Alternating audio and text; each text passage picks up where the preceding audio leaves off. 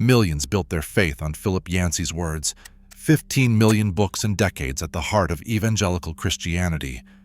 But at age 76, with a ministry of 55 years behind him, Yancey has confessed to a hidden affair that lasted nearly a decade. He has stepped down, calling himself disqualified. How does a ministry this foundational simply unravel overnight? The answer is more unsettling than any headline. Few names in modern Christian publishing carry the weight of Philip Yancey. Over the course of 5 decades, his books have reached more than 15 million readers across the globe, shaping the way countless people think about faith, pain, and forgiveness. Titles like What's So Amazing About Grace, The Jesus I Never Knew, and Where Is God When It Hurts have been found on bedside tables, in prison libraries, and in hospital waiting rooms. Each page offered comfort and honesty, delivered in a voice that felt both vulnerable and trustworthy. Yancey was more than just an author. For years, he served as a consulting editor and columnist for Christianity Today, the flagship magazine of evangelical America. His essays and interviews brought clarity to moments of doubt and national crisis, helping believers wrestle with tough questions about suffering, doubt, and the character of God. Many pastors and leaders pointed to his work as a model of how to live with grace under pressure, and his influence extended far beyond any single denomination or movement. This was not a figure on the fringes, but someone at the very center of evangelical conversation, a man whose words shaped sermons, small group discussions, and even the private prayers of those struggling to hold on to hope. For more than half a century, Philip Yancey represented the kind of faith that could face hard truths and still point to grace. On January 6, 2026, Philip Yancey sent a statement to Christianity Today. The words were unflinching. He wrote, "To my great shame, I confess that for 8 years I willfully engaged in a sinful affair with a married woman. My conduct defied everything that I believe about marriage. It was also totally inconsistent with my faith and my writings and caused deep pain for her husband and both of our families. I will not share further details out of respect for the other family."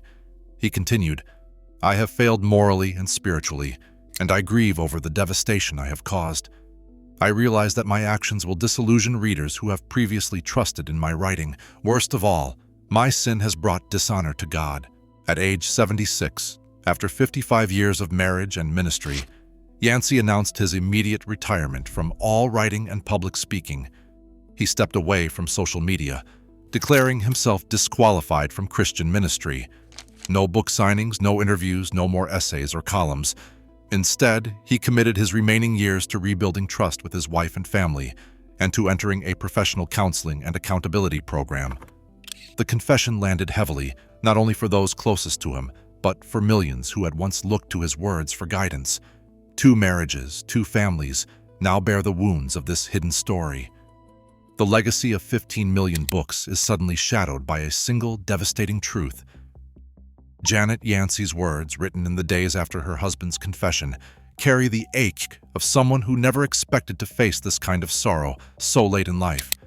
"I made a sacred and binding marriage vow 55.5 years ago, and I will not break that promise," she wrote. The language is steady, but the pain behind it is unmistakable. She describes herself as speaking from a place of trauma and devastation. Yet she holds to her promise, asking God for the grace to forgive even as the ground shifts beneath her. For many who have followed Yancey's work, the shock is not only in what he did, but in what it means for their own stories.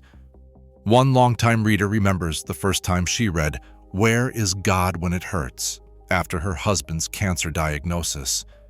Yancey's words helped her believe that God could meet her in the middle of suffering, that grace really was possible when everything else seemed broken. Now, she says, "I feel like I have lost a spiritual father.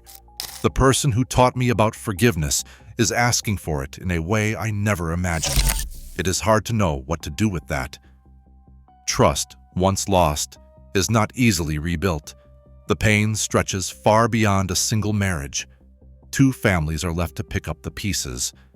Readers who built their understanding of grace on Yancey's books must now wrestle with disappointment and confusion. The harm is not abstract. It is measured in sleepless nights, in the silence between spouses, in the questions that may never find answers. A licensed counselor describes the aftermath of betrayal as a form of trauma, much like the psychological shock after an accident or sudden loss. When trust collapses inside a marriage or a faith community, the sense of safety that once felt unshakable is suddenly gone. The brain registers this breach as a threat and sets off symptoms such as insomnia, anxiety, and physical pain.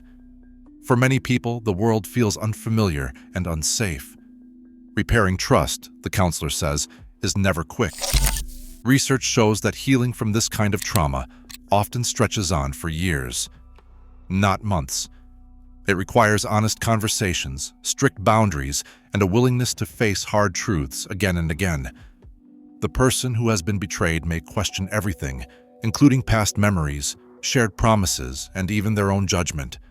The person who caused the pain must learn to listen without defense, accept the slow pace of recovery, and rebuild safety step by step. In the silence that follows, the weight of what has been lost settles in. Empty pews, a closed Bible, a ring set quietly aside.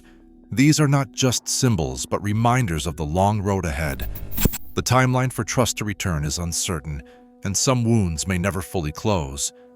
Yet in the quiet, there is also a first, fragile hope that life, though forever changed, can still move forward. Patterns of failure among aging Christian leaders rarely begin with a single reckless choice. Instead, they trace back to a set of vulnerabilities that, left unchecked, can quietly erode character over time. Spiritual complacency is often the first warning sign.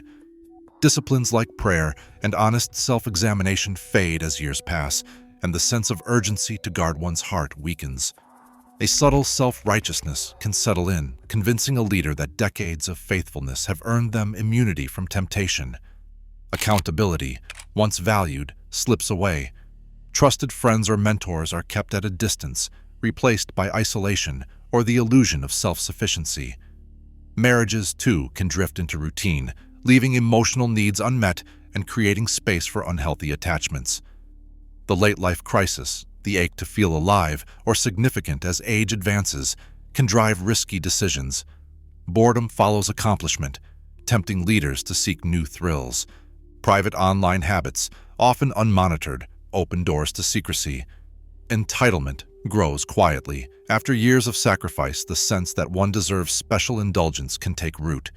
Disengagement from local church life removes the safety net of community.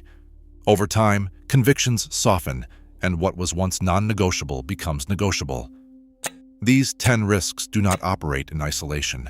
Together, they form a silent drift that can undo even a long and celebrated ministry. No one plans for a legacy to unravel, but safeguards exist for those willing to use them. Radical accountability, true openness with trusted friends or a spouse, can catch secrets before they harden into habits. When access to devices, messages, and calendar is shared, hidden patterns are disrupted early. Professional counseling, not just after a fall but as a regular practice, allows blind spots to be named and addressed before they become fatal. Deep engagement in a local church, where people know your story and your struggles, creates a web of care that fame and distance can never replace. Regular spiritual disciplines like prayer, scripture, and honest confession keep the heart soft and the conscience alert, even when years of routine threaten to dull conviction. Investing in marriage through honest conversation, shared burdens, and mutual pursuit guards against slow drift. These 6 disciplines, applied at any point in Yancey's 8-year arc, could have interrupted the slide. The difference is not in knowledge, but in choosing vigilance over comfort, humility over secrecy. Even the most trusted voices can falter, reminding us that no legacy is immune to collapse. Today, public failure travels further and faster than ever.